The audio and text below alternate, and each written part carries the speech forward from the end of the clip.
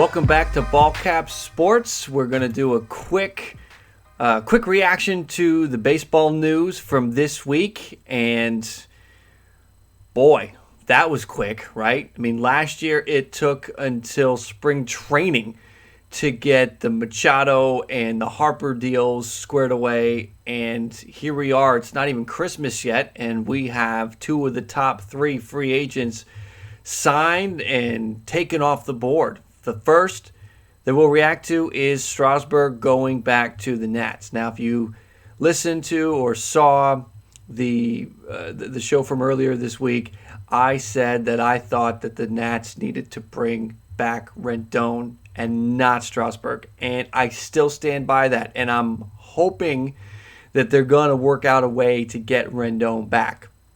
Let me go back through and explain my whole thinking. Rendon is 29. Strasburg is 31. Rendon has a much cleaner injury history than Strasburg. Strasburg has missed or had lengthy DL stints in 2011, 15, 16, and 17. Rendon has really only had one or two situations where he ended up on the DL and he bounced back. He's fine, no lingering effects. Strasburg got hurt and he changed his delivery. Now, he's been great, but here's another concern I have about Strasburg. Only once in his career had he pitched more than 200 innings. And that following season, he missed 10 starts on a DL stint. Now, he went over 200 last year. I think it was about 219 in the regular season, and then he had the postseason innings. Are we going to miss time with Strasburg again in 2020 after the innings from the year before? I think there's a very good chance that happens. So there's an injury history there. That's what I worry about. Now, if they let Strasburg go, the rotation is still fine. You've got Scherzer, Corbin, Sanchez, and then some younger guys you can figure out. Voth, Feedy, Ross could fit into that 4 and 5 spot. And there's also a lot of free agents that were available that they could have gotten at a reasonable price. Ryu still out there, Bumgarner. They could bring Roark back, Porcello, Keuchel, or they could take a chance on guys like Felix Hernandez, Aaron Sanchez, Tyson Ross, Matt Harvey. You know, if you're looking at the number 4 and 5 spot in your rotation, those guys are fine. So I think it was easier to replace the stats, the numbers that you could get from Strasburg with one or two of those guys. Now, if you let Rendon go, all that's out there is Donaldson. They have to go get Donaldson if they don't bring Rendon back. There's no other third baseman out there. You're going to bring Maikel Franco. So there's some issues that I have with that. You got to go get Donaldson if you're going to give up on Rendon. But even Donaldson is only going to give you 3 years maybe. You could get 6 or 7 good, great years out of Rendon. I mean, Rendon's still going to be playing in his late 30s, and he's been healthy, so there's no reason to think he won't keep going. So you have more great years with Rendon than you do Donaldson, just comparing the third base situation. So I really wanted them to bring Rendon back. Now, they are deferring a bunch of the Strasburg money. And I'm hoping that that is because they want to work out a deal to bring Rendon back. I understand that would just send the payroll skyrocketing, but here's the deal. Scherzer only has 2 years left on his deal. And when that deal's up, he'll be 37. So it'll be time to move on from Max Scherzer at that point. So bite the bullet for 2 years. You'll have a really high payroll, but you know that that's coming down when Scherzer's contract is up.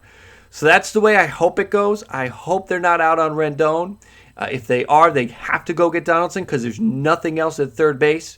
So we'll just kind of see how that plays out. The other big news was Gerrit Cole agreeing to the 9 years, $324 million to go to the Yankees late last night. I think they had to do it. And I think Cole is at a good age. He's 29. He really doesn't have that much of an injury history. So he's healthy. He's still young.